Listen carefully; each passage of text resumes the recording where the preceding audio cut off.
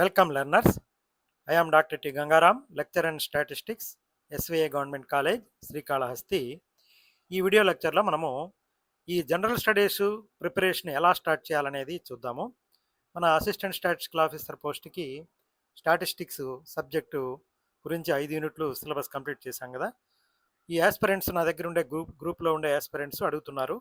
బిగినర్స్గా ఉండే వాళ్ళకి మనకు యూట్యూబ్లో చాలా వరకు మంచి మంచి వీడియోలు కంటెంట్ దొరుకుతూ ఉంది.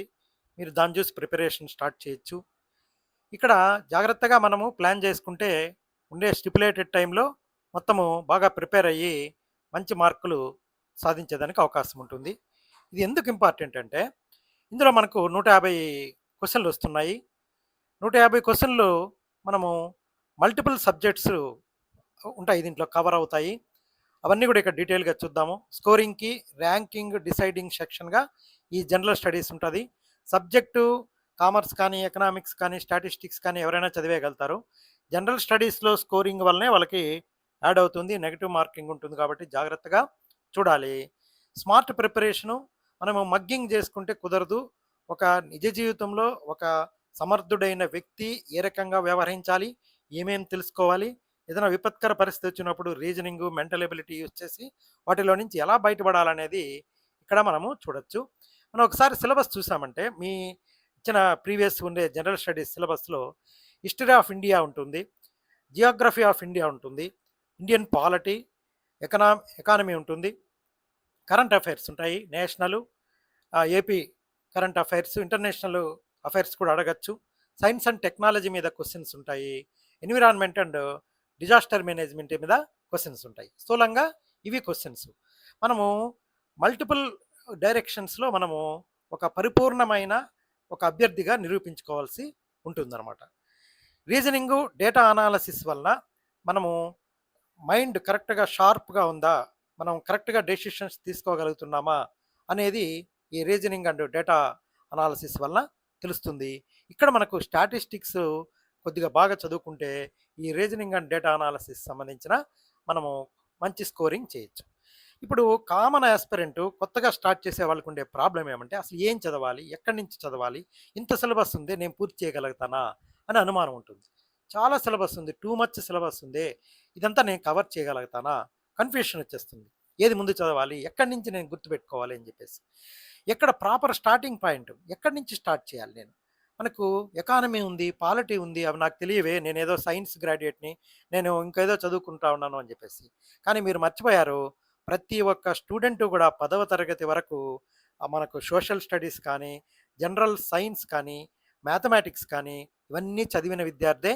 ఒక్కసారి అక్కడ వరకు 10వ తరగతి వరకు మనము ఆ సోషలు, సైన్సు, తర్వాత మ్యాథమెటిక్స్, ఎలిమెంటరీ మ్యాథమెటిక్స్ కొద్దిగా పర్ఫెక్ట్గా ఉంటే సరిపోతుంది. నిలకడగా ప్రిపేర్ అవ్వాలి, ప్రతిరోజు జనరల్ స్టడీస్కి కేటాయించాలి, నోట్స్ పెట్టుకొని అందులో రాయాలి. ఇక్కడ మీరు పర్ఫెక్ట్గా స్టార్ట్ చేయండి, బేసిక్స్తో స్టార్ట్ చేయండి, బాగా ప్రాక్టీస్ చేయండి, సక్సెస్ మీ సొంతం అవుతుంది. మల్టిపుల్ చాయిస్ క్వశ్చన్స్, విజేత కాంపిటీషన్స్ వాళ్ళవి previous question papers general studies తెచ్చుకోవాలి. ఎక్కువ పాత వద్దు, 2024 నుంచి చాలు.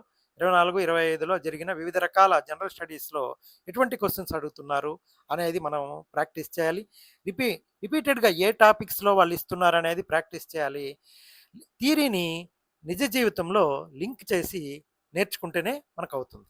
ఇప్పుడు జియోగ్రఫీ మంచి ఇంట్రెస్టింగ్ టాపిక్ ఇది. జియోగ్రఫీ మనము మొత్తము మీరు గుర్తు తెచ్చుకోండి. 10థ్లో మీరు ఫస్ట్ 6వ తరగతిలో ఇప్పుడుండే బుక్స్ ఎలా ఉన్నాయో తెలియదు, కానీ గతంలో మేము చదువుకునేటప్పుడు ఎలా ఉన్నిందంటే మన మొత్తం భూగోళంలో ఉండే 7 ఖండాలు ఉండేటివి, ఆసియా ఖండము, ఐరోపా ఖండం, ఇట్లా 7 ఖండాలు ఉండేటివి, వివిధ గ్రహాలు ఉండేటివి. అందులో ఆ గ్రహాలలో నుంచి వాళ్ళు మన మన భూగ్రహంలో ఉండే ఖండాలు, పైన కింద నార్త్ పోలు, సౌత్ పోలు, మధ్యరేఖ, భూమధ్య రేఖ, మకర రేఖ, కర్కట రేఖ, వీటి మధ్య ఉండేటివి వివిధ దేశాలు, వాటి గురించి ఉండేది. మనము ఇండియా మ్యాప్, మనము పర్టికులర్గా ఇండియా మ్యాప్, స్టేట్స్, రివర్సు, తర్వాత క్లైమేట్, మాన్సూను, క్లైమేటు, మన దేశంలో, మన ప్రాంతంలో, మన ఏపీలో ఉండే నేచురల్ రిసోర్సెస్ ఏమున్నాయి, అది వ్యవసాయం మీద ఆధారపడిన దేశం ఇప్పటికి కూడా మన దేశము. కాబట్టి వ్యవసాయానికి సంబంధించి బేసిక్స్ ఎలా ఉన్నాయి అనేది మనము చూడాలి. వరుసగా మీరు మ్యాప్ పెట్టుకోండి. క్లైమేట్ గురించి తెలుసుకోండి. నేచురల్ రిసోర్సెస్ చూడండి. Agricultural basics one by one ఒకే రోజు ఈ ముద్దు హరి అవ్వద్దండి. సరిపోతది. తర్వాత ముందు మనము ఈ జియోగ్రఫీ అయిన తర్వాత నెక్స్ట్ మనకు 4 భాగాలుగా ఉండేది గుర్తు తెచ్చుకోండి. హిస్టరీ. హిస్టరీలో మనము ఏన్షియంట్ హిస్టరీ నుంచి స్టార్ట్ చేయాలి. క్రీస్తు పూర్వం నుంచి స్టార్ట్ చేసి modern India, freedom movement, important leaders Gandhi గారు, తిలక్ గారు, సుభాష్ చంద్రబోస్ గారు. తర్వాత మిడివెల్‌కి రావాలి. మోడర్న్ వాటికి రావాలి. Modern India, important leaders, basic ancient, Mughal overview కొద్దిగా తెలుసుకుంటే సరిపోతది. తర్వాత పాలిటీ. మీకు పాలిటీ అంటేనే మన రాజ్యాంగము, కాన్స్టిట్యూషను, అతిపెద్ద లిఖిత రాజ్యాంగము. అందులో ఉండే ఆర్టికల్స్ ఉన్నాయి. వీటన్నిటిని మనం తెలుసుకోవాలి. అందులో లెజిస్లేచరు, కాన్స్టిట్యూషన్ బేసిక్స్ తెలుసుకోవాలి. లెజిస్లేచర్ అంటే ఎలా ఉంటుంది? ఎగ్జిక్యూటివ్ బాడీ అంటే ఏంది? ఫండమెంటల్ రైట్సు, డ్యూటీసు, జ్యుడిషియరీ న్యాయ వ్యవస్థ ఎలా ఉంటుంది? ప్రెసిడెంటు, ప్రధానమంత్రి, పార్లమెంటు, దాని నిర్మాణము, సభ్యుల సంఖ్య. ఇటీవల మనకు ఉమెన్ రిజర్వేషన్, మహిళా రిజర్వేషన్ బిల్లు ఇస్తున్నారు కదా! ఆ బిల్లు ఓడిపోయింది. ఎందుకు వీగిపోయింది అనేది ఒకసారి చూసి పెట్టుకోవాలి. ఎలక్షన్సు, గవర్నెన్స్ గురించి చూసుకోవాలి ఇంపార్టెంట్‌వి. తర్వాత ఎకానమీ. నెక్స్ట్ మనకి ఎకానమీ వస్తుంది. What is economy? GDP and ద్రవ్యోల్బణం అంటే ఏమి? గ్రాస్ డొమెస్టిక్ ప్రొడక్ట్ అంటే ఏమి? బ్యాంకింగ్ బేసిక్స్ అంటే ఏమి? ఇదివరకు వచ్చిన 2025లో first question Reserve Bank of India గురించే వచ్చింది. గవర్నమెంట్ స్కీమ్స్ ఏమున్నాయి? పర్టికులర్‌గా ఏపీలో కొత్త స్కీమ్స్ ఏమున్నాయి? సెంట్రల్ స్కీమ్స్ ఏమున్నాయో చూసుకోవాలి. డైలీ న్యూస్ చదవాలి కరెంట్ అఫైర్స్ కోసం. ఇప్పటి నుంచి ఒక డైరీ పెట్టుకోండి. నేను మీకు దానికి సంబంధించి చూపిస్తాను. ఈరోజు మే 1 తారీఖు. ఈరోజు ఒక ఇంపార్టెంట్ అనిపించింది నాకు. అది ఏది ఇంపార్టెంట్, ఏది అన్‌ఇంపార్టెంట్ అనేది మనం చూడలేము. కరెంట్ అఫైర్స్‌లో ఇలాగా ప్రిపేర్ అవ్వాల్సి ఉంటుంది.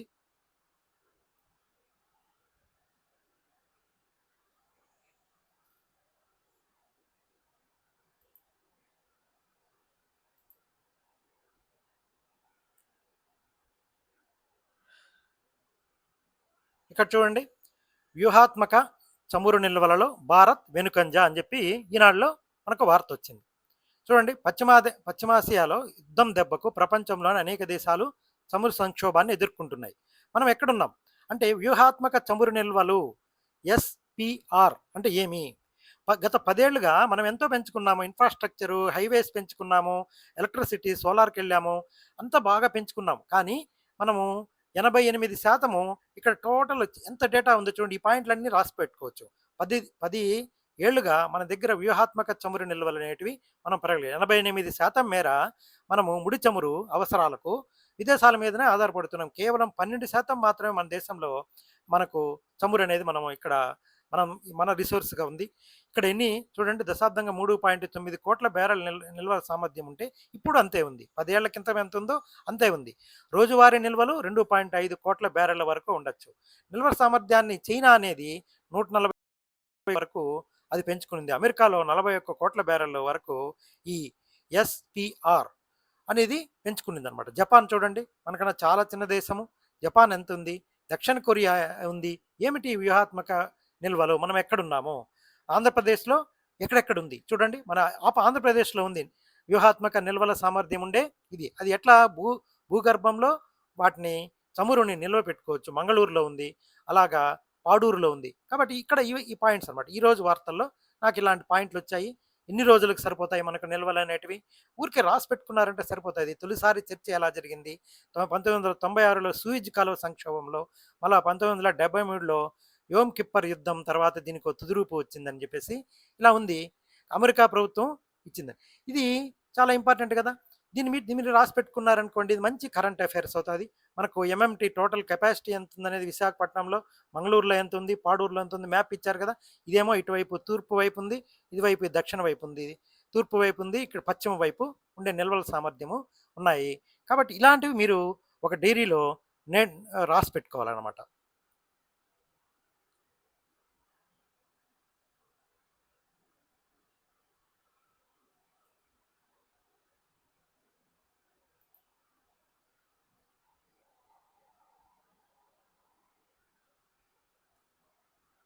మనము ఇప్పుడు ఈ రోజుది నేను చెప్పాను.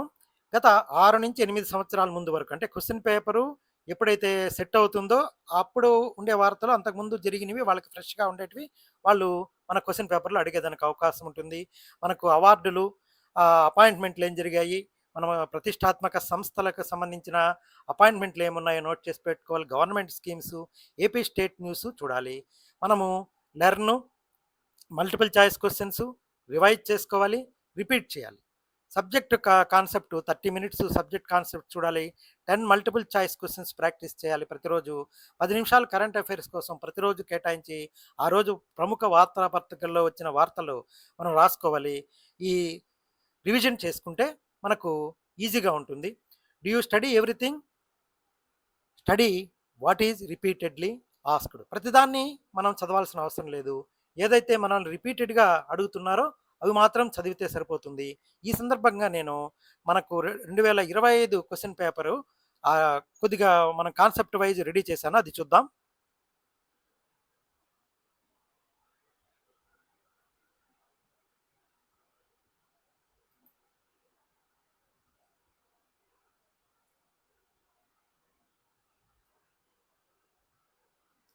ఇక్కడ ఏఎస్ఓ 2025 జనరల్ స్టడీస్ ఇన్సైట్స్ అన్నాను. రీజనింగ్, మెంటల్ ఎబిలిటీలో క్వశ్చన్ 1 నుంచి 15 వరకు, ఒక 15 నుంచి 1 నుంచి 15 వరకు క్వశ్చన్స్, 1 నుంచి అని కాదు, 1 నుంచి 15 వరకు క్వశ్చన్స్ అడగచ్చు. ఏమేమి అడుగుతున్నారో చూడండి. ఈ 2025 general studies insights seating arrangement అడిగారు, బ్లడ్ రిలేషన్షిప్స్ అడిగారు, సిల్లోజియమ్స్ అడిగారు, స్టేట్మెంట్ అండ్ కన్క్లూషన్స్ అడిగారు, ఇన్ఈక్వాలిటీస్ అడిగారు, ranking and order, height based అడిగారు, coding, decoding, letter, number based, alphabet series, number series, analogy and odd one out, symbol, number, letter series, counting అడిగారు అనమాట. There are clearly seen in early questions like question 1 to question 15 అనమాట. Current affairs national, ఇంటర్నేషనల్లో 15 క్వశ్చన్ల దాకా అడిగారు. Chess championship గురించి అడిగారు. తర్వాత ఇంటర్నేషనల్ మానిటరీ ఫండ్ IMF అడిగారు, వరల్డ్ బ్యాంక్ సంబంధించి అడిగారు, అవార్డ్స్, నోబెల్ ప్రైజ్ 2024లో ఎవరికి వచ్చింది అడిగారు, డిజిటల్ ఇండియా గురించి అడిగారు, PM ఈ డ్రైవ్ గురించి అడిగారు, ఇస్రో మిషన్స్ అడిగారు. ఎందుకంటే 2024లో జరిగాయి ఇవన్నీ కూడా. కాబట్టి 25లో క్వశ్చన్ పేపర్లో అవట్టే రిఫ్లెక్ట్ అయినాయి. పొలిటికల్ అపాయింట్మెంట్స్, ఈసీఈ ఎవరు, కమిటీస్ అడిగారు, స్టేట్ లెవెల్ స్కీమ్స్ అడిగారు, ఏపీ గవర్నమెంట్కి సంబంధించి. మీకు క్వశ్చన్ పేపర్ షేర్ చేశాను కదా, ఒకసారి చూసుకోండి. సోషల్ వెల్ఫేర్ స్కీమ్స్ అన్నీ అడుక్కుంటా వచ్చారనమాట. ఇంకొక 15 క్వశ్చన్లు. తర్వాత సైన్స్ అండ్ టెక్నాలజీలో ఎయిర్ పొల్యూషన్ గురించి, cyber security, hacking, phishing, ransomware గురించి, social media safety, role of technology in governments, ఇట్లాంటివి కొన్ని క్వశ్చన్లు అడిగారు. జనరల్ స్టడీస్లో బయాలజీ, ఫిజిక్స్, కెమిస్ట్రీ క్వశ్చన్స్ అడిగారు. కార్బోహైడ్రేట్స్ గురించి, బ్లడ్ కాంపనెంట్స్ గురించి. మీరు ఒకసారి 10th లోపల చదివిన natural science, physical science, chemical science ఒకసారి గుర్తు తెచ్చుకోవాలి. Diseases, bacteria, physics, dark matter concepts, chemistry, fireworks, components అడిగారు. హిస్టరీ అడిగారు, ఏన్షియంట్, మెడ్వెల్, మోడర్న్ గురించి. కాబట్టి టెంపుల్ ఆర్కిటెక్చర్ గురించి అడిగాడు. తర్వాత దశావతారాల గురించి అడిగారు. మనకు ఇవి dynasties, Kakatiya, Chola, Kushana, Satavahana, arts and culture అడిగారు. ఇంకా మనకు దశావతారాల గురించి కూడా క్వశ్చన్ మ్యాచింగ్లో వచ్చింది. తర్వాత హిస్టరీలో ఏమో freedom movement, leaders, organisations, Mughal అడిగారు. పాలిటీ, గవర్నమెంట్ పాలసీలు, కమిటీలు, మినిస్టర్లు, కాన్స్టిట్యూషనల్ డెవలప్మెంట్ అడిగారు. ఎకానమీకి సంబంధించి IMF, world bank roles, government schemes, welfare అడిగారు. ఆంధ్రప్రదేశ్కి సంబంధించి ఏపీ పోలీస్ ఇనిషియేటివ్స్ అడిగారు. శక్తి టీమ్స్ గురించి, AP disaster management, heat wave plan ఎలా ఉండాలని అడిగారు. స్టేట్ అవార్డ్స్ అడిగారు. మా తర్వాత ఇది important, data interpretation, quantitative aptitude. కాబట్టి మనకు సుమారుగా దాంట్లో ఎన్ని క్వశ్చన్స్ వచ్చాయి అనేటివి reasoning, mental ability, current affairs, general స్టడీస్లో హిస్టరీలో ఎన్ని క్వశ్చన్స్ వచ్చాయో ఇక్కడ ఇచ్చాను. మనం ఏం చేయాలంటే డ్యూయల్ కోర్ ప్రిపరేషన్ అనేది ఉండాలి. Pillar 1 is reasoning, high accurate question. Pillar 2 current affairs plus AP GK పెట్టుకోవాలి. 6 నెలలు కరెంట్ అఫైర్స్ ప్రిపేర్ అవ్వాలి. స్మార్ట్ అటెంప్ట్ స్ట్రాటజీ ఉండాలి. ఎగ్జామ్ హాల్ గేమ్ ప్లాన్ ఉండాలి. మనకు మంచి రివిజన్ ఉంటే తప్ప ఇది కాలేము. నెగిటివ్ మార్కింగ్స్ ఉన్నాయి కాబట్టి స్టార్ట్ విత్ రీజనింగ్. మన ముందు రీజనింగ్ కాన్ఫిడెంట్గా మనము రీజనింగ్ నుంచి స్టార్ట్ చేయండి. Move to current affairs. మీరు ఆల్రెడీ చదువుంటారు కాబట్టి science and history, uncertain questions లాస్ట్లో మనము ప్రిపేర్ చేసుకోవాలి. షూర్గా తెలిసినవి బాగా అటెంప్ట్ చేయండి. 50-50 అటెంప్ట్ కేర్ఫుల్లీ. మనము దేన్ని కూడా నో ఐడియా లేకపోతే స్కిప్ చేసేసేయండి. ఇదనమాట topic wise weightage. Reasoning, mental ఎబిలిటీకి సంబంధించి అడిగారు, కరెంట్ అఫైర్స్ అడిగారు, ఆంధ్రప్రదేశ్ స్పెసిఫిక్. కాబట్టి ఈ రకంగా మనము ప్రిపేర్ అయితే మంచి స్కోర్ తెచ్చుకొని ఇది చేసుకోవచ్చు. వెయిటేజ్ కూడా ఇచ్చున్నాం ఇక్కడ. రీజనింగ్కి 13% వెయిటేజ్ ఉంది, కరెంట్ అఫైర్స్కి 17%, ఏపీజీకే 10%. అంటే 2025 question paper basing on this analysis. Quantitative యాప్టిట్యూడ్లో 13% వెయిటేజ్ ఉంది. కాబట్టి 20 క్వశ్చన్లు ఇచ్చాయంటే 13. మనము వీటి మీద ఎక్కువ కాన్సన్ట్రేట్ చేసుకోవచ్చు. మంచి మంచి బాగా చెప్పేవాళ్ళు ఉన్నారు దీంట్లో కూడా, యూట్యూబ్లో కూడా. కాబట్టి మీరు ఆ రకంగా మీరు ప్లాన్ చేసుకున్నారంటే చాలా సులభంగా మీరు జనరల్ స్టడీస్లో మంచి మార్కులు తెచ్చుకునేదానికి అవకాశం ఉంటుంది.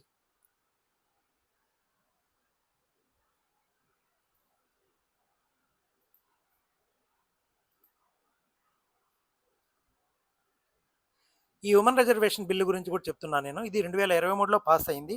మా మాకు ఈ government college for women Hindupur వాళ్ళు ఇచ్చారు. ఆ రోజు మన ఉమెన్ రిజర్వేషన్ బిల్లు ఆ 13/4/26లో మనకు వస్తుందని చెప్పేసి పార్లమెంట్లోకి మాకు అవేర్నెస్ కోసం దీన్ని పెట్టారు. నారీ శక్తి వందన్ అభినయం అనేది.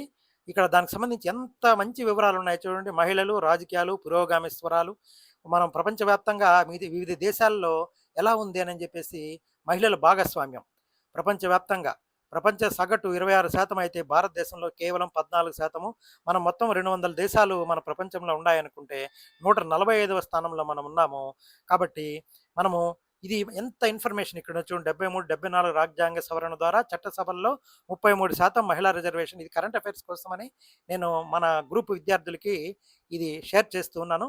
ఇది ఎందుకు వచ్చిందనేది చూసుకోండి. ఇక్కడ మొత్తం చట్టసభల్లో ప్రాతినిధ్యం 52లో ఎంత శాతం మహిళా ప్రాతినిధ్యం ఉంది.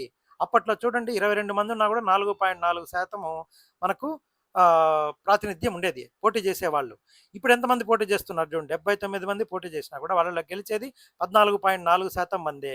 అంటే మనకు ఈ మనకు ఒక్కొక్క చట్టసభ, లోక్సభలో పెరిగే కొద్దికి కూడా పెద్దగా మహిళా ప్రాతినిధ్యం అనేది మనకు జరగలేదు. ఎంత ఇన్ఫర్మేషన్ ఇక్కడ ఇచ్చారు చూడండి. జాగ్రత్తగా చూసారంటే ఇది ఒక కరెంట్ అఫైర్స్ సంబంధించి ఉండొచ్చు. ఓట్ల శాతం ఏమో పురుషులతో సమానంగా ఉంది, కానీ మన చట్టసభల్లో రాజకీయాల్లో ఉండేవాళ్ళు ఎక్కువ మంది ఏం లేరు. కాబట్టి ఇప్పుడు జనగణన జరుగుతూ ఉంది. ఈ ఎందుకు ఈ బిల్ అనేది ఓడిపోయిందనేది, తర్వాత నియోజకవర్గాల పునర్విభజన అనేది ఎలా వచ్చింది, ఇలాగ మనకు ఏది కూడా ఈ జనరల్ స్టడీస్లో మనము వదిలిపెట్టేదానికి లేదు. మంచి మెటీరియల్ మనకు రోజువారీ మీరు రాసుకున్నారంటే అది బాగా నీట్గా, ఈజీగా మీకు ఉపయోగపడుతుంది.